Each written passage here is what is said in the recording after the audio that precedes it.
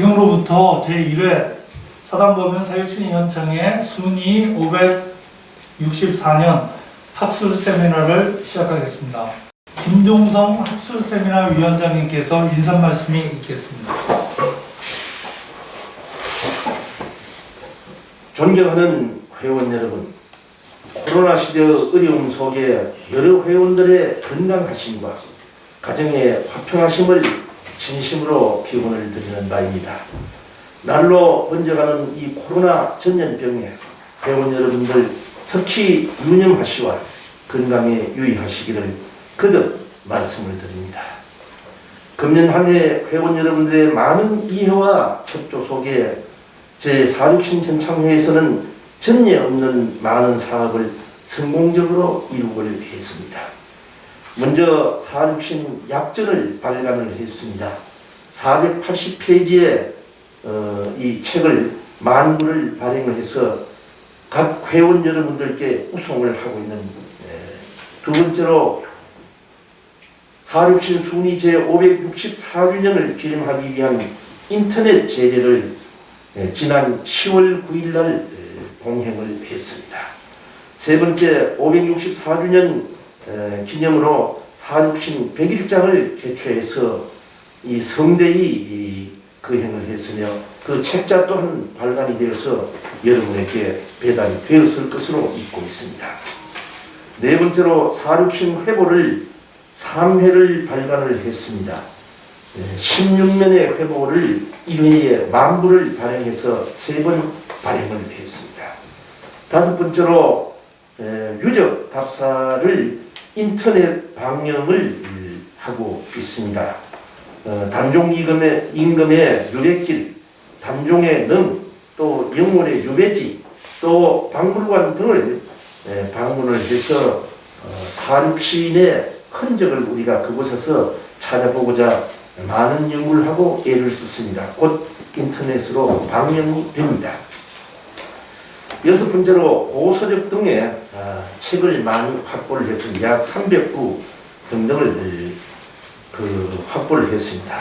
그래서 거기에 이어서 금년 사업의 일환으로 오늘 466 순위 564주년 기념 학술 세미나를 개최하게 되었으며 그 제목을 한국의 충의정신 466신으로 했습니다. 시대가 시대인 만큼 이 면대면으로 하지 못하고 인터넷으로 진행이 됨을 여러분께 양지를 드립니다. 금년이 처음이라서 준비 등의 위협한 점 많이 있을 것으로 사료가 됩니다만은 회원 여러분들께서 양지하여 주시기 바라며 다만 강연자, 출연자의 여러 선생님들께서는 동 분야에 쟁쟁한 석학들을 모시게 된 점 다행으로 생각하며 발표에 임해 주신 여러 선생님들께도 심심한 감사의 말씀을 드립니다. 회원 여러분들께서 주의하신 바와 같이 466신이라는 개념은 우리 국가의 충과 효의 사표가 되고 있으니 분명합니다. 466신의 충은 국가의 윤리 강산을 바로잡고 역사를 바로 세우려는 충이었으며 이러한 충절 동맥과 그 정신을 조선조 500년 살림의 지도 이념이 배워왔음을 너무도 잘 알고 있는 사실입니다. 이에 대한 여러 사항들이 오늘 여러 석학들에 의해서 논의 해설이 되겠습니다. 오늘의 출발은 비록 이렇게 미약하게 되었지만 내일은 훨씬 더 창대한 발전이 있으리라고 생각을 합니다. 해마다 이 학술 대회는 한 해 한 번씩 진행을 할 것으로 여러분께 말씀을 드립니다. 여러분들의 건강과 그리고 여러분 가정의 행운이 함께 항상 하여 주시기를 진심으로 기원을 드리면서 인사에 가름하고자 합니다. 감사합니다.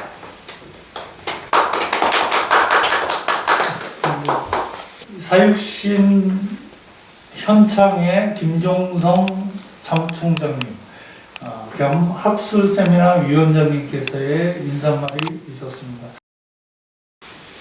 먼저 비대면 온라인 세미나를 줌으로 하게 돼서 인상이 좀 깊습니다.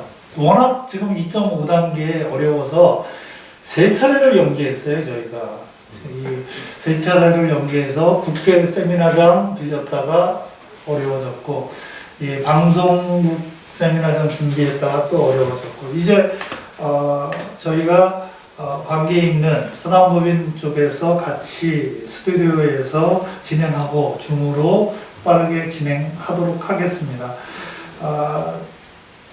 먼저 사육신에 대한 전반적인 이해를 돕기 위해서 동국대학교 명예교수님이시고 해양정책학회 부회장이시며 한국경제신문 칼럼니스트인 윤명철 박사님께서 사육신에 대한 전반적인 이해에 대해서 발표를 해주시겠습니다. 안녕하세요. 동국대학교 윤명철입니다. 먼저 이 발표하기 전에 제 소회를 말씀드리죠. 제가 이 부탁을 받고 갑자기 떠오른 것은 어렸을 때가 생각났습니다. 제 일생에 가장 큰 충격을 준 것은요, 사육실에 유흥무 선생님이 고문을 정하는 장면이 나옵니다. 그것이 저에게 충격을 주었고요. 그리고 이수신 장군이 상처를 치료할 때 흔히 말하는 마취제를 쓰지 않은 것이죠. 할 것이 들어와도 신음소리를 내지 않았다. 그리고 단재 신채호 선생이 한겨울에도 세수를 할 때 고개를 숙이지 않았다. 이것이 제가 어렸을 때 받은 충격이었습니다. 그래서 저는 사실은 주전공이 고구려사와 함께 동아시아 해양사고요. 최근에는 유라시아로 영역 확대해서 많은 글들을 쓰고 있습니다. 그런데 이 부탁을 받고 이것은 좀 제가 해야겠다 그런 말씀을 드렸고요. 그리고 저는 이제 통사체제를 하면서 특히 조선조에 대해서는 다소 비판적인 견해를 갖고 있습니다. 조선의 성리학적 견해와 그다음에 체제에 관해서 비판적 견해를 갖고 있고 그리고 그에 관한 글도 발표했는데요. 그럼에도 불구하고 사육신이 가지는 의미는 크고요. 특히 제 관점에 따르면은 저는 이제 주전공이 아니지만 제 관점에 따르면은 이 사건을 계기로 해서 조선 건국의 정말 말 그대로 정통성, 명분 그리고 긍정적 이런 원리 원칙에 관한 것들이 흐트러지기 시작했다고 봅니다. 실질적으로 이후에 당쟁이 많이 발생하거든요. 그래서 사육신에 관해서는 좀 더 언급할 필요가 있다는 마음을 갖고 발표를 시작합니다. 아마 내용이 20분 정도로 취약할 필요가 있어서요. 제가 좀 정리를 했습니다. 조금 전에 위원장님께서 말씀하셨지만 지금 사육신의 이런 정치사회적 의미는 과거보다 더 강해진 것 같습니다. 예를 들게 되면 사회적 필요가 강해졌는데요. 문명의 문제를 떠나서 한국 사회에 가진 여러 가지 문제점들이 있습니다. 그 중에서도 정체성의 상실 문제가 있고요.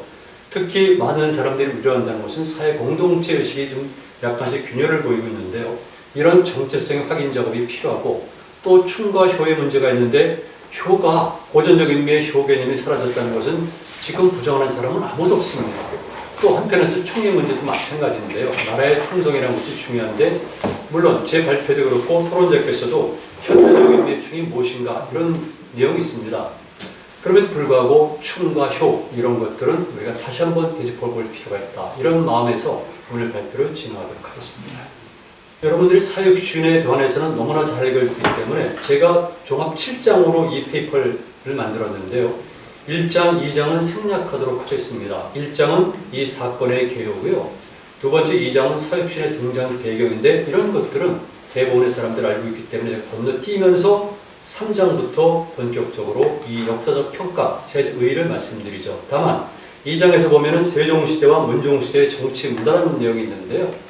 이 내용을 보게 되면 저는 세종대왕을 역사의 천재라는 용어를 썼습니다. 어떤 분야에도 천재가 있지만 특히 세종대왕 같은 경우는 역사의 천재라고 부를 만큼 다소 부정적인 면도 있지만 대체적으로 이게 가능한 일일까? 그래서 제가 세종대왕에 관한 글을 쓰면서도 놀라웠었는데 결국 세종의 평가 그리고 세종의 죽음 이후에 발생한 사건이기 때문에 세종에 대한 평가에는 그 이후 이루어지는 문종, 대를륜, 세조, 당종 이것까지도 염두에 둬야 되지 않나 생각이 듭니다. 왜 그러냐면 역사의 천재 그리고 시대의 통찰력 가진 사람이라면 자기 이후의 시대에 관해서도 염두에 두어야 되는데 그러면서 보면은 세종은 부분적으로 실패하지 않았나, 세종은 부분적으로 실패하지 않았나 그런 생각이 듭니다.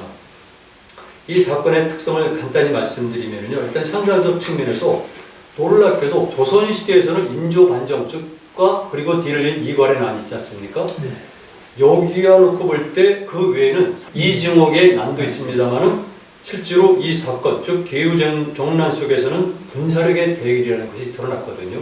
실질적으로 군사는 동원되지 않았지만은 문관, 무관들이 오고 실질적으로 군사력을 동원해서 이것을 기도했습니다. 두 번째는 이 사건의 결과 단기적으로 처리했는데요. 사례에 따르면 7일 만에 모든 사건이 속전속결로 처리됩니다.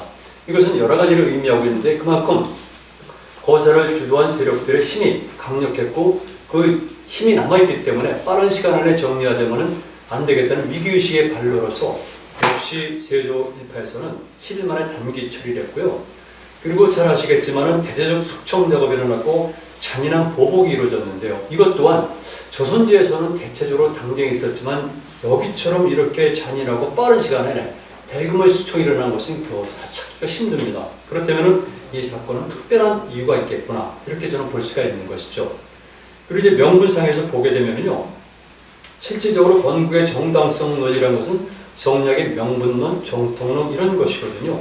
그런데 이런 것들이 이른바 새로운 세력과 또는 그 이전에 있었던 기득권 세력과의 권력욕 또는 나아가서 정책 대결의 갈등을 보이고 있는데 어느 쪽의 정책이 올바른가에 대해서는 아직은 판단하기 좀 힘듭니다. 그리고 이런 판단은 시대 상황에 따라서 다시 재조정될 수밖에 없는데요. 기본적으로 사육시인의 거사 별개로 그 이후 등장한 세제 정책을 보면은 긍정적인 측면도 많이 있기 때문에 그것을 정책 대결을 볼 때 여기서 선악이라든가 정부를 가릴 수는 없다는 것이 제 판단입니다. 다만 이런 부분은 있습니다. 정치 권력의 문제에 있어서 건국하고 나서 결국 세종을 지나서 문종 때부터 시작한 건국 초기의 세력 교체 과정이 여기는 반드시 개입이 되어 있습니다. 건국을 주도했던 1세대와 그 다음에 그 이후에 등장한 신진 세력들 간의 그 대결 구도를 보이고 있는데요. 거기서 태어난 것이 바로 집현전 세력들입니다. 세종이 본인의 이상을 실현하기 위해서 또는 왕권을 강화시키기 위해서 몇 가지 목적을 갖고 집현전이라는 것을 설치하고 집현전을 통해서 자기와 직결될 수 있는 세력들을 강화시키고 있는데요. 이 사건을 계기로 해서 집현전 세력이 몰락하게 됩니다. 그러니까 상대적으로 새로운 신세력이 먼저 수구적일 수 있는 다소 묘한 성격의 집단들이 등장하고요. 그리고 여기서는 이제는 왕권이 강화되는 그런 결과를 가졌습니다. 세종대왕은 조선시대에서도 대단히 왕권을 강화시킨 임금인데요. 그 뒤를 이은 문종은 사실은 약하고요. 단종 같은 경우는 여러분들이 아시겠지만 짧은 기간 동안 겪고 결국은 세조가 직접 관여를 했기 때문에 왕권이 약화됐거든요. 그런데 이 개유정난을 통해서 세조가 등장하고 그러면서 이제는 왕권 세력이 보다 강화됐다는 겁니다. 그래서 결론적으로 말씀드리면 권력 쟁탈전과 그 다음에 2년 명분의 싸움이 통제된 것이 바로 이것이었었다. 그리고 당연히 이것 외에 조금 이따 제가 다음 장에서 말씀드리겠지만 여기는 당연히 실질적인 이익을 목표로 했겠죠. 실질적 이익이라는 것은 관직과 그 다음에 토지, 그 다음에 사상 이런 것들을 줄 수가 있겠습니다. 4장으로 넘어가겠습니다. 그렇다면 이 거사는 정당성이 있을까 없을까, 그 다음에 이것이 필요한가 필요하지 않은가 이런 부분을 고찰할 필요가 있습니다. 그랬을 경우에 다시 한번 제가 조선 건국을 살펴보는데요. 조선 건국의 주체들은 흔히 말하는 신진 4대부에서 발달한 성리학 4대부들인데요. 고려를 쓰러뜨릴 때도 그들이 주장한 것은 바로 성리학적 명분론과 정당성, 정통성이었습니다. 조선을 건국하는 데 가장 주도적인 힘을 발휘한 사람이 정도전이거든요. 그는 여러 가지 정책을 입안을 했고 그다음 수도 서울을 수도 한양이죠. 한양의 입지를 정하고 거기다 철학적 배경까지 했을 뿐만 아니라 그리고 가장 중요한 조선 전체를 일관하는 논리와 시스템을 정하는 조선 경국전을 편찬했다는 겁니다. 정도전이 조선 경국전을 편찬했기 때문에 이 사건이 끝나고 성종 때 이르러서 경국대전이 완성되거든요. 그런데 조선 경국전에 보면은 조선은 이렇게 얘기하고 있습니다. 1394년에 태조에게 바친 글인데요. 여기에 국가의 목표, 정책의 큰 틀과 방법론들이 제시가 되어 있는데 제가 주목한 부분은 이겁니다. 국민, 즉 민이란 말을 써 있는데요.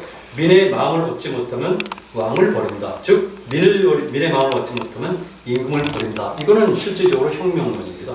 즉 백성을 중시하는 정체라는 것을 선언하는 것이죠.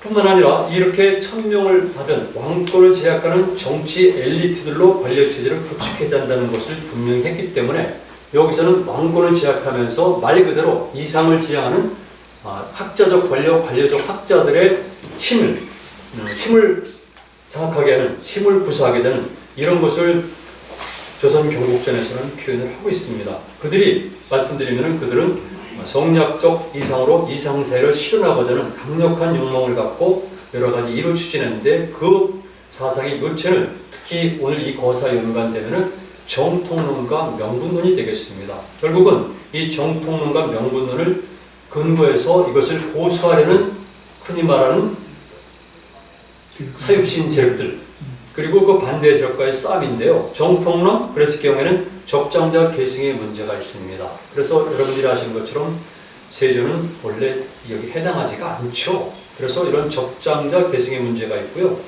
또 하나는 충으로 표현된 근황 사상이 있는데 그러면은 사육신들은 이들이 추구한 것은 충과 효라고 했었는데 이것은 당연히 필요한 것이었습니다. 기본적으로 사육신 일파들, 이것을 거스한 사육신 세력들은 충과 효라는 이런 명분론까지도 보존하고 보수하려는 의지를 갖고 과감하게 이런 거사를 시도했습니다. 자, 그렇다면 이 사건은 어떤 여파를 가져왔고 역사적 의미는 무엇일까? 이게 중요하죠. 어떤 여파 그리고 어떤 역사적 의미를 갖고 있을까 중요한데요. 결국은 기본적으로 계유정난을 통해서 세조와 신세력이 등장하게 됐습니다. 이 신세력에 대해서는 그동안 많은 분들이 언급을 했고요. 그리고 사실은 2장에서 언급해야 될 내용인데 제가 굳이 이 자리에서 언급할 필요는 없다고 봅니다. 그리고 이때 우리가 알고 있는 사육신과 생육신의 역사적 존재로 등장을 하는데요. 물론 어느 시대에나 이렇게 충과 효, 특히 충의 철저한 이런 인물들이 있게 마련인데 이 사건이 워낙 중대했고 그리고 사육신과 생육신이라는 단어로 인한 함의 때문에 우리 역사에서는 굉장히 중요한 의미를 갖고 있습니다. 따라서 그 이후의 역사를 보면 성종 때부터 시작되지만은 이 사육신과 사육신의 존재 그리고 그들의 위상을 복구 오느냐 복구하지 못하느냐 문제를 가지고 조선 후기까지도 논쟁이 벌어지게 되거든요. 그만큼 사육신과 생육신이 가지고 있는 이런 역사적 의의는 굉장히 중요하다고 볼 수가 있습니다. 시대마다 지금도 마찬가지입니다. 역시 언제나 그렇듯이 말의 충, 효 이것을 기반으로 하는 어떤 특별한 인물이라든가 특별한 세력의 존재는 때로는 필수 불가하한 것이죠. 자, 그래서 어떤 일이 생기게 되면은 제가 조금 전에 말씀드렸지만 조선건국의 정당성이 많이 상실됐습니다. 그들은 철저하게 교조적인 성격이 있습니다만 기본적으로 이상주의자들이거든요. 초기 출발할 때 분명히 그들은 이상을 지향했던 특별한 사람들이었어요. 그런데 이런 조선의 건국 정신이 사실 이것을 계기로 해서 변질되기 시작한 거죠. 그들이 권력을 추구한 집단과 큰 차이가 없었구나. 이래서 피해 쟁탈전이 시작이 되고 내부 분열의 계기가 시작되면서 조선사에서 당쟁이 시작하는 겁니다. 여러분들이 아시겠지만 성종 때 그 뒤를 이어서 내오위원회 시달리죠. 외부의 침묵부터 시작해서 그런 과정 속에서 당쟁이 시작되고 인주인이란 병자들을 엮어가면서 말할 수 없는 당쟁이 생기는데 이런 당쟁이 시작되는 계기, 단초 이것을 마련한 것이 저는 바로 이 사건이라고 보고 있습니다. 그리고 이제 유교윤리의 명분을 상실했는데요. 조선조가 건국의 정당성을 얻고 실질적으로 역선혁명인데요. 이렇게 건국의 정당성을 가질 수밖에 없는 이유는 그들이 앞에 내세운 것이 유교윤리인 것이거든요. 그것은 흔히 말하는 도덕과 서원을 기초로 하고 있는데요. 이렇게 권력쟁탈전을 벌이고 더군다나 사륙이 벌어지고 더군다나 흔히 말씀드린 대로 가족 간의 기본 관계를 깨트리는 이런 엄청난 일들이 발생했지 않습니까? 그러니까 이제는 지배계급들이 자신들이 정당성을 입증할 수 있는 유교윤리의 명분을 상실하게 돼요. 그러니까 이제는 그 이유도 그렇고 그 아래는 일반 백성들에게는 이들이 조선을 다스리는 것에 대한 명분이 약화가 되거나 상실되게 되는 거죠. 한마디로 조선사회의 도덕성은 약화가 되고요. 당연히 관리들의 사회적 책임이 약화되다 보니까 가렴주변한 것이 발생할 수밖에 없습니다. 그래서 이것을 우리가 보통 충효라든가 단순하게 어떤 권력상으로 보는데 기본적으로는 성리학처지에 큰 균열을 가져온 계기가 됐고 도덕성이 사회적 약화가 됐고 도덕성이 약화된 상태에서 중간관리, 하급관리들에는 사회적 책임, 관리로서의 책임이 약화되다 보니까 당연히 가렴주고 조선사회 전체를 통해 가지고 일관된 것은 가렴주고입니다. 조선이 멸망하는 끝까지도 특히 당시 구한말에 한국에 쓴 서양인들의 기록을 보면요. 한마디 특성은 바로 가렴주고입니다. 아주 정난한 표현을 써가면서 얼마나 조선사회가 양반 관료들에서 처참하게 이렇게 붕괴되고 있는 것을 보여주고 있는데 저는 이 계기를 여기서 찾고 있는 거죠. 그동안은 당쟁 그랬었는데 당쟁을 야기시킨 사건이 바로 이것입니다. 다행히 사육신이라든가 생육신이 이거는 정책과는 별개의 문제인데요. 그러나 이렇게 한편에서는 도덕적으로 사육신과 생육신이라는 존재가 있음으로 해서 그 이후에 조선사회가 도덕적으로 문제가 생기고 또 붕괴되는 과정 속에서도 이것을 지키고자 하는 사람들에게는 정신적인 틀이 됐다는 겁니다. 의미가 있는 거죠. 그래서 제가 두 번 2장으로 2절에 역사적 의미를 정했는데요. 충각, 효 등의 명분을 중시하는 움직임이 가시화됐기 때문에 그 위에 전파가 됐다는 겁니다. 그리고 한국인의 정신사에 의미 깊은 기억으로 남아서 제가 오늘 발표에 처음 말씀드렸지만 먼 훗날 500여 년이 지난 지금 저 같은 사람에게도 각인이 된 겁니다. 리프린팅이 돼가지고 우리는 충과 효 그리고 의를 지향할 수밖에 없구나. 이런 한국 정신사에서 아주 의미 깊은 기억으로 남게 되고요.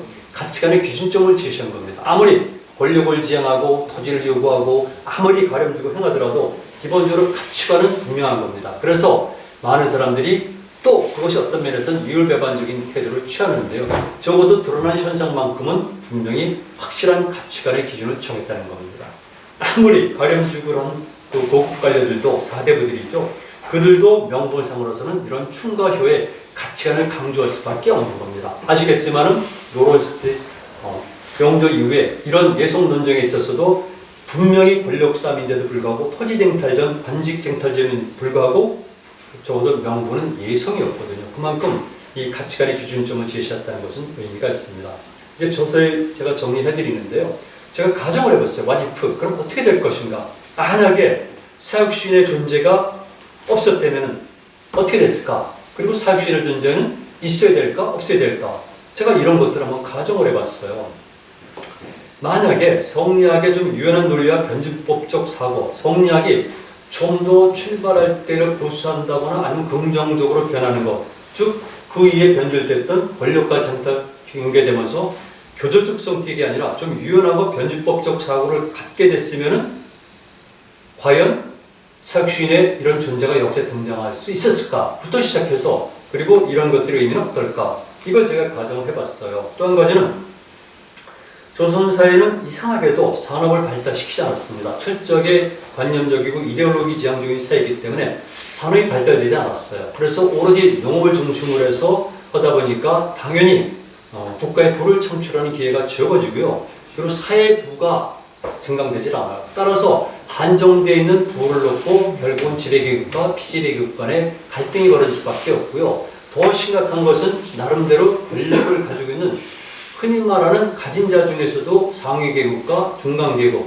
흔히 말해서 그러니까 사대부와 그리고 중간관리와 그리고 제야에 있었던 이런 세력들 간의 갈등이 많이 야기되거든요. 이런 것들이 계속해서 결국은 싸움을 일 수밖에 없어요. 그래서 만약에 산업이 좀 더 발전시키고 발달하고 그리고 토지를 개량하면서 말 그대로 공정한 분배와 공유가 가능한 이런 세력이 됐다면은 이런 사건이 벌어졌을까? 그리고 사건이 벌어졌다 할지라도 그렇다면 역사적 존재로서의 사육신은 어떤 평가를 받게 될까? 이걸 생각해 봐야 됩니다. 사육신의 존재는 사실은 지금도 저는 아무리 강조해도 부담이 없다고 생각해요. 그리고 제가 이 자리에서 이 논문 발표와 조금 다른 관점에서 말씀드리면은 시대에 따라서 상황에 따라서 공간에 따라서 가치관의 차이가 있어도 인간이 가진 생물학적 존재로서의 보편적 가치가 있는 겁니다. 그 가치의 내용을 과거 용어가 아니라 현대 개념으로 하게 되면 충과 효가 핵을 이루고 있거든요. 한 공동체를 유지하고자 하는 자기 희생, 이게 충입니다. 효는 바로 그 기본이 되는 가장 최소하면서 중액 구조인 가족에 대한 것이거든요. 그래서 이런 것들을 만약에 우리가 그대로 좀 확장시키고 보존했으면 어떨까 이런 생각을 좀 합니다. 자, 이제 재원으로 옵니다. 그렇다면 앞으로 저는 이 분야 전공자가 아니기 때문에 다소 거친 표현을 좀 쓰겠습니다. 정제되지 못했지만은 이 분야에 잘 모르기 때문에 무리한 요구를 하는 것이죠. 이 분야 전공자들에게. 일단은 첫 번째는 세조가 이루었던 정치의 긍정적 측면도 부각시키자. 그래서 도덕적 평가만이 아니라 한 나라라는 것은 결국은 도덕적 평가도 있지만 역할 기능도 중요하거든요. 그래서 세조 정치의 긍정적 측면도 부각하고 그러나 그런 시대 속에서 적어도 지켜야 될 이런 명분, 정당성 이걸 위해서 사육신이 거사를 일으켰고 그들은 현대인으로 생각하고 힘든 자기 희생을 한 거거든요. 이렇다면은 난 좀 더 이분들의 역할이 부각되지 않을까 좀 싶고요. 그다음 이 시대의 개념을 재설정할 필요가 있다고 봤는데 다행히 질문자가 제 토론자께서도 이런 관점을 가지고 저한테 질문했어요. 그랬을 경우에 이를테면 충과 효. 저는 이때 충은 개인적 관점에서는요. 이 당시 때 충이란 것은 저는 지금 같은 구충이라고 생각하지 않아요. 근왕 정신입니다. 근왕. 그래서 왕을 지키는 이런 것이 근왕 정신인데 이런 것들은 그 위에 왕조실록에 나온 구절을 보더라도 사료상에 드러나요. 그랬을 경우에 충과 효의 기준은 좀 더 다양하게 보고 지금은 당연히 그들 시대와 다르지만 그 시대에도 이들이 생각하고 있는 것과는 또 다른 충과 효의 개념이 있을 수가 있고요. 또 한 가지는 이 사람들에게도 드러나 있는 충과 효의 개념, 자기 규정이 있겠지만은 드러나지 않는 성리학적 이데올로기로 표현할 수 없는 또는 표현하지 않는 충과 효의 개념이 있다고 봅니다. 그랬을 경우에 그래야지 이 충과 효, 사육신이 추구했던 자기 희생을 했던 충과 효가 이 시대에 거듭 살아날 수 있는 것이지 과거의 근황이라든가 또는 가족 중심에서 또는 가부장제라든가 아니면 장자 위주의 이런 식의 가족 개념에는 효라고 보게 되면 현대사에서는 수용할 길이 없어요. 그리고 성리학적 이데올로기도 저는 이런 생각을 해요. 가족의 예를 들더라도 우리가 일반적으로 드러난 현실을 보게 되면 철저하게 장자 중심으로 되어 있지 않습니까? 그리고 진짜 남존적이에요. 이건 확실해요.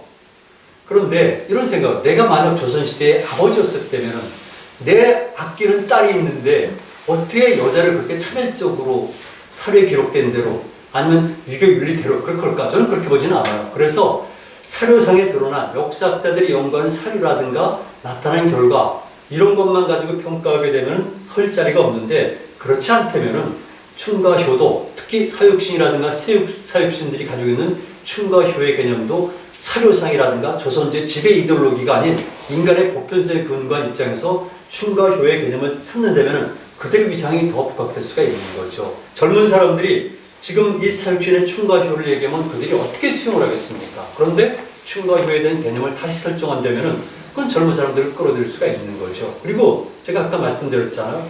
충과 효는 성리학적 이데올로기가 아니라 바로 인간의 보편적 가치고요. 성리학의 영향 또는 그 이전에 유교 영향을 받기 이전에도 우리 굉장히 충과 효가 강한 집단이었었어요. 고구려도 당연히 충이었었고요. 훨씬 더 강하죠. 효도 마찬가지예요. 효? 그럼 우리는 유교를 통해 가지고 마치 우리 3년상이라든가 조상숭배 신앙이 강한 것으로 알고 있지만 그건 사실과 틀린 팩트라.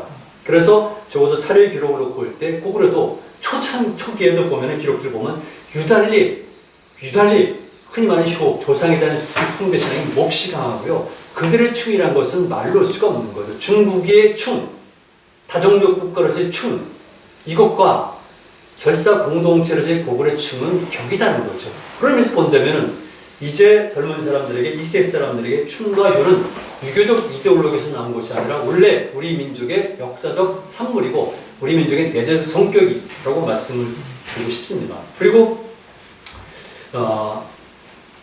사육신의 이분들의 희생은 왕이나 지배계급만이 아니라 백성의 이익을 중시하는 입장에서 이런 거사를 했다고 보는 거죠. 그들의 가치관은 이 충과 효, 세조라든가 세조 일당을 그대로 존속시킨다면 말 그대로 백성들의 이익도 훨씬 심각해진다고 보는 것이죠. 한 사회를 주도하는 건전한 이데올로기가 건전한 로직이 깨지는데 어떻게 사회가 제대로 굴러갈 수가 있겠습니까? 특히 가장 힘이 없는 백성들의 삶은 파괴되게 마련이죠. 그래서 적어도 사례는 나와 있지 않지만 우리는 그걸 읽어야 돼요. 읽어서 사육신의 의미를 보다 더 확실히 부각시킬 필요가 있습니다. 그리고 가문이나 특히 족보 중심이 아니라 백성 중심의 사고를 했다는 것을 찾기를 제가 바라는데 이번에 전공자가 아니라서 좀 무리한 부탁일 수 있으나 저는 전공자들에게 그런 제언을 하면서 오늘 발표를 마치겠습니다. 고맙습니다. 네, 감사합니다. 제가 이 윤 교수님의 이 설명 중에 참 인상 깊었던 부분이 방금 한 두세 군데가 있는데 그 중에 이거예요. 굉장히 빠른 시간 내에 일어났고 빠른 시간 내에 처리됐고 그냥 우리는 사육신 그러면 일반적으로 세조 수양대군에 저항을 해가지고 좀 일어났다. 근데 전혀 아니라는 시각을 주셨어요. 단순한 정변을 본 건데 그건 예. 아니라는 거죠. 근데 제가 요 조사를 해보면서 한 가지 느꼈던 거는 이게 다시 얘기하면 조선의 군대의 근간이 움직여요. 그렇죠. 그 지역이 어디냐면 한길도예요. 네. 바로 이성계의 본거지, 조선 왕조의 본거지, 군사 본거지인 한길도가 계속 등장해요. 네. 특히 이제 백천 김문기 선생 같은 경우는 네. 요 당시에 맞습니다. 한길도 절제사로 임명받아서 움직여요. 그 다음에 아까 말씀하셨던 이지목 네. 난도 한길도에서 일어났기 때문에 비상이 걸리는 거예요. 네. 왜냐면 그 한길도 군대를 통해 가지고 위화도 회군을 해서 조선을 세웠거든요. 네. 그러니까 한길도 사람들이 갖고 있는 군 사병들이 갖고 있는 이 힘을 알고 있어요. 그러니까 굉장히 중요하게 여기던 군사적 요충지에 김문기라고 하는 사람이 한길도 절제사를 했고 네. 이지목의 난을 징벌하러 갔다가 네. 그 사건 기간에 있었고 또 김문기라는 분이 이 한길도 절제사가 아니라 세조가 그 공조판서 겸 상군 도진무를 시켜요. 맞습니다. 상군 도진무가 한 사람은 아니지만 왕 옆에 있는 오늘날로 치면 합참의장 정도, 의장 아니면 뭐 수방 총장. 뭐 그러니까 전군을 뭐 하는 거냐면은 작전 총책임자가 움직이는 게 누구냐면은 김문기예요. 근데 김문기가 이 반세조의 그 단정 보기 운동의 핵심으로 등장한 순간은 말씀하신 대로 다른 게 아니라 군사가 움직이는 거예요. 그래서 실제로 기록에도 보면 성삼 박경련한테는 너희는 안 해서 뭐 이런 식으로 해석이 되어 있는데 우리가 같이 동모하되 김문기는 근데 무관은 아닙니다. 네. 문관이니까 조선시대는 다 문관이 예. 문관이 무관을 겸하는 그게 제일 권위자거든요. 그러니까 김문기가 뭐라고 하냐면 내가 밖에 병사를 거느리고 있으니 무슨 얘기냐면은 모든 군대를 움직일 수 있는 이 명령권을 김문기가 갖고 있는 거예요. 네. 그 전에 세조가 없앤 사람 중에 누가 있냐면 김종서가 있어요. 네. 이 여진 이 조선 군대의 뿌리인 그쪽을 장악했던 김종서를 없애고 네. 그 다음에 세워놓은 게 김문기인데 김문기마저 여기에 참여했으니까 군사적으로 치면은 대단한 위기였던 거거든요. 거꾸로 사육신이 그냥 단순하게 유신 멸시서 움직인 게 아니라 조선의 군대 뿌리가 움직였구나 이걸 알 수가 있죠. 거대한 사건인데 굉장히 중요한 사건이죠. 그렇죠. 이게 중요한 지식이에요. 예. 그래서 그런 부분들에 대해서 이렇게 강조한 사람들이 없었는데 제가 깜짝 놀랐어요. 우리 윤 교수님이 그걸 꺼내시면서 야 이게 그냥 그게 아니다. 그 다음에 이제 조선이 성리학을 기반으로 해가지고 고려 무신 정권 무도화라고 했잖아요. 도가 없다. 그 얘기하면은 막 물란하고 이런 고려 말을 정리할 수 있었던 명분이 성리학이었죠.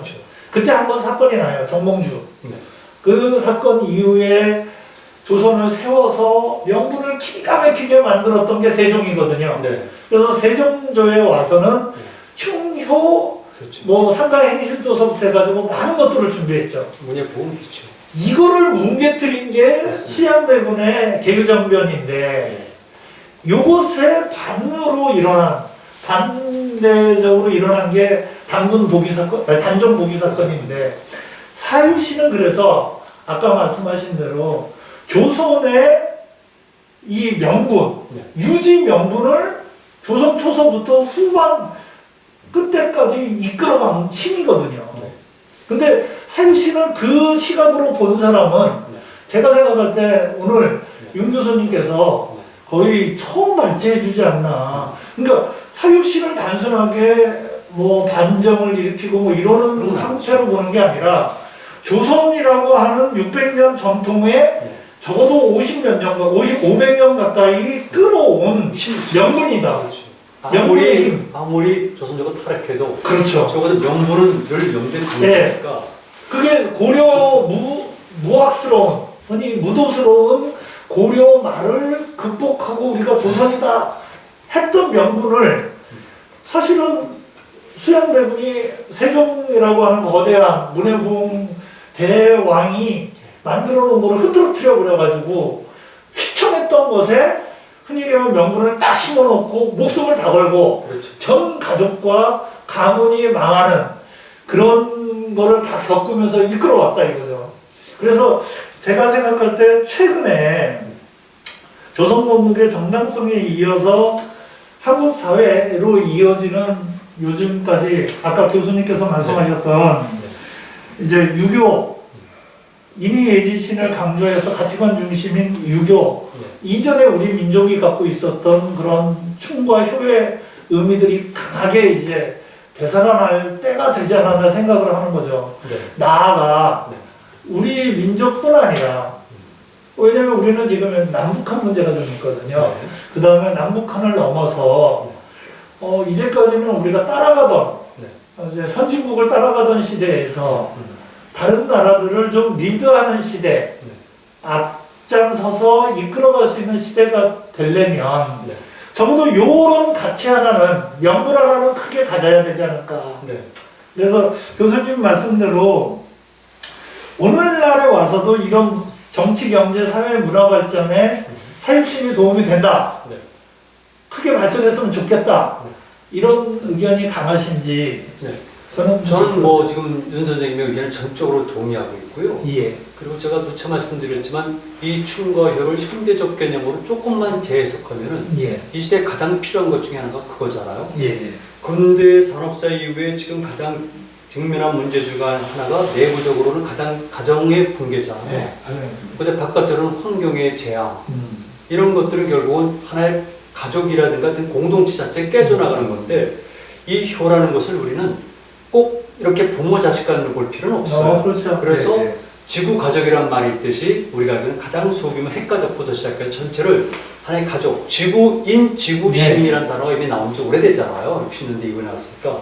저는 그래서 여기서 그 당시 조선주의 충효 아니면 사육신이 자기 희생 정도가 아니죠. 아까 말씀하셨지만 조선사에서 이토록 참혹하게 없습니다. 말로 할 수가 없어요. 예. 그때 이렇게 우리가 부족을 멸한다고 그랬었는데 네. 정말 엄청난 사건이 벌어졌거든요. 그걸 불구하고 지키고자 했던 충과 효라는 것은 현재 한국사에 굉장히 의미가 있고요. 제가 개인적으로 저는 그 현재 인류 문명의 문제까지 거론하면서 나름대로 발표를 하고요. 그리고 바로 한 일주일 전에도 문명학회에서 발표한 것이 인류 담론 우리가 제기해야 되는데 그 용어를 나는 non-civilization, 비문명론이라고 제기했어요. 그랬을 경우에 지금 제가 주한 이런 것들은 바로 이런 부분과 직결이 된다는 거죠. 그래서 이제는 우리 충에 대한 재해석, 포괄적인 해석, 공동체에 관한 존재 유지 본능이 충이거든요. 그 당시 때는 조선이란 조그만 국가로 단정됐지만 인간의 보편성을 놓고 볼 때 다른 거죠.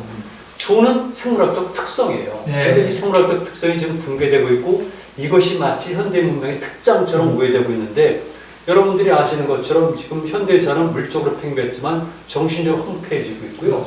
가족이 붕괴가 되고 있어요. 인간이 흔히 얘기하는 보편적 행복을 상실해가고 있어요. 이런 의미에서 효를 강조해야 되는데 과거의 효 개념으로 얘기하면 젊은 사람들은 전혀 듣지 않을 뿐만 아니라 그리고 문명에서 처진 거로 오해하는데 그렇지 않다는 것을 우리는 얘기하고 만약에 이 사육신을 통해서 뭔가 여러분들이 하고자 한다면 춤과 효의 개념과 의미, 기능을 현대 맞게끔 재해석하는 작업들을 하셔야 돼요.